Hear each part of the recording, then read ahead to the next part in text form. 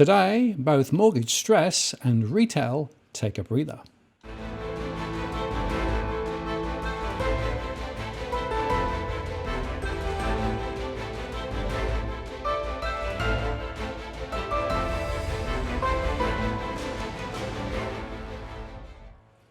Hello again, it's Martin North from Digital Finance Analytics, one of your latest posts covering finance and prop news with a distinctively Australian flavour.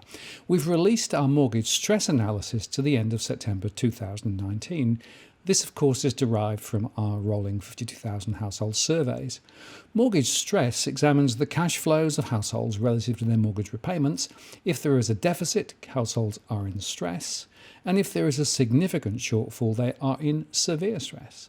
This is current data, and we also project forward expected losses and defaults in the year ahead, and this of course is an estimation. Overall, there was little change in the past month, with 1.07 million households in stress, which equates to 32.1% of borrowing households. The latest RBA data shows that the debt-to-income ratios of households deteriorated further to June 2019 to a new record of 191.1. And this is high on a local and international basis, yet more debt is being encouraged by the government and by the regulators. Our surveys indicate that there has been no real rises in incomes relative to costs, and it is the rate cuts which have filtered through to some. This has limited the growth in stress, which remains at an all-time high. Analysis by the proprietary DFA segmentation modelling brings out some important differences between cohorts. Across our segments, young growing families have the highest levels of stress, with 54% registering a financial flow shortfall. Our battling urban and disadvantaged fringe groups also registered 46.3% and 47.1% respectively.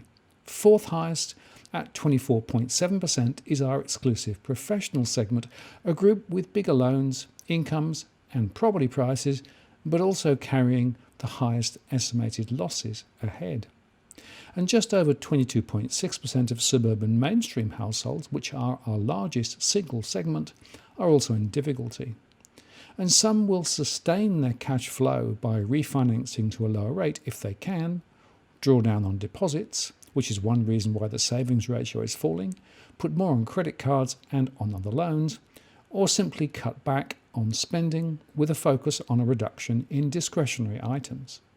Severe stressed households eventually are forced to sell. Our more detailed regional analysis shows some important variations, with some regional areas and Tasmania under pressure, alongside urban centres in the west. The ongoing drought is now having a significant impact. And finally, here are the top 30 across the country, down to a postcode level scored by the absolute number of households in stress.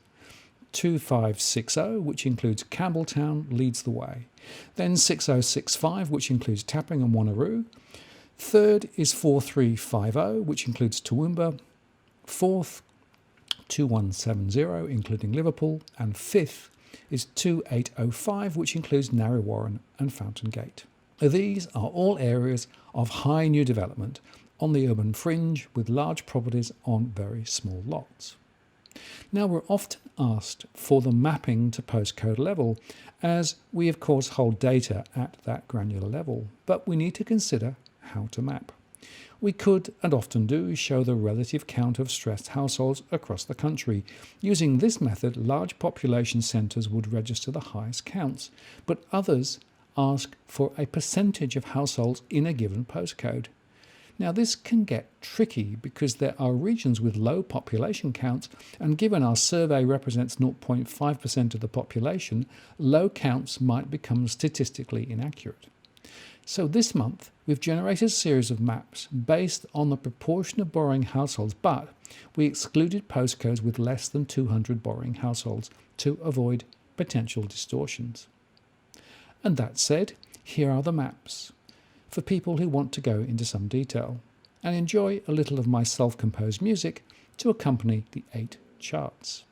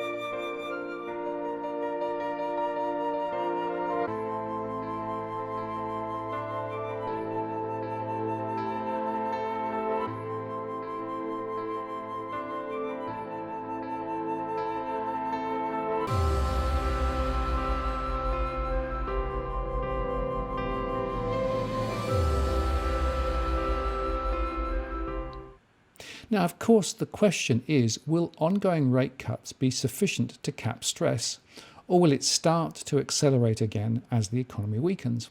We suspect the reanimation of mortgage lending and continued weaker growth will see stress rise, but how fast and how high will be driven by the broader economic factors in play.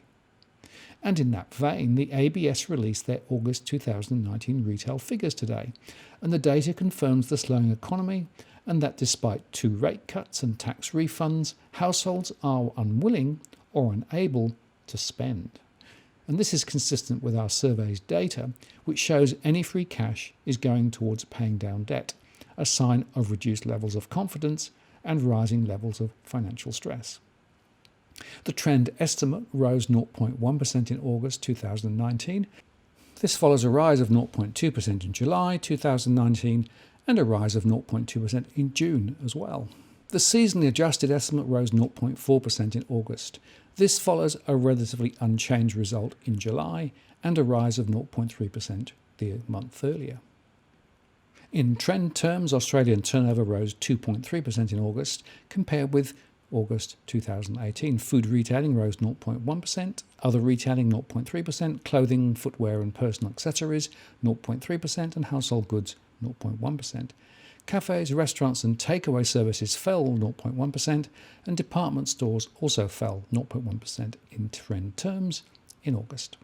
And across the states, Victoria rose 0.2%, Western Australia 0.3%, Queensland 0.1%, Tasmania 0.4% and the ACT 0.2%. But New South Wales and South Australia were both flat, along with the Northern Territory. So they all had a relatively unchanged result in August. And online retail turnover contributed 6.2% to total retail turnover in original terms in August, compared with last year where it was 5.6% of total retail. So now back to mortgage stress once again. The main drivers of stress, according to our surveys, are being caused by significant ongoing rises in fuel costs, childcare costs, healthcare costs, especially health insurance, school fees and local authority rates. In many cases, any relief from lower mortgage rates is blotted up by other living costs. And the truth is that only significant increases in take-home pay would alleviate their financial pressures, but in the current situation, I think this is unlikely. Finally, as I often say, many households do not maintain a household budget, so they don't know their true financial position. This is an essential first step to managing financial issues. The ASIC Money Smart website actually offers some really useful tools. Next, it's important to prioritise spending and avoid using high-rate credit cards. Pay those off first. Thirdly, if households are getting into difficulty financially, it's important to act early rather than hoping that things will work out. And remember that banks have an obligation to help, so talk to your lender early. Now, we're going to update our mortgage stress analysis and modelling again next month, but I have to say that the early signs are not looking good. I'm Martin North from Digital Finance Analytics. Many thanks for watching, and I'll see you again next time.